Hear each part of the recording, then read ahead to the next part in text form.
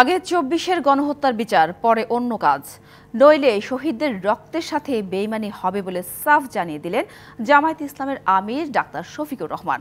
যত দ্রুত সম্ভব সংস্কারের পরে নির্বাচনের দাবি জানাচ্ছেন দলটির নেতারা। ঢাকা ও কক্সবাজারে আলাদা অনুষ্ঠানে এসব কথা বলেন নেতারা।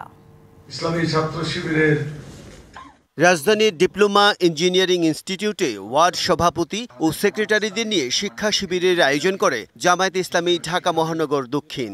জনগণ এখনো ভুলতে পারছে না। ভোটের পরিবেশ আনতে যতটুকু সময় দরকার তার মধ্যেই নির্বাচন দেওয়ার তাগিদ দেন নেতারা। বাংলাদেশে নির্বাচনের একটা পরিবেশ লাগবে, সেই পরিবেশ করতে যতটুকুই সময় দরকার ততটুকু সময় সরকারকে দেওয়া দরকার। সংস্কারের নামে দীর্ঘসূত্রিতা এটাও কিন্তু একটা ষড়যন্ত্র হবে। এদেশের জনগণ ঐক্যবদ্ধ আছে। আওয়ামী লীগ, ছাত্রলীগ, যুবলীগের কোন সন্ত্রাসীকে রাস্তায় কোন ধরনের সন্ত্রাসী কার্যক্রম করার সুযোগ দেয়া হবে না। এদিকে কক্সবাজারে দলীয় কর্মী সম্মেলনে জামায়াতের আমির বলেন, ২৪-এর গণহত্যার বিচার না হলে শহীদের রক্তের সাথে বেইমানি হবে।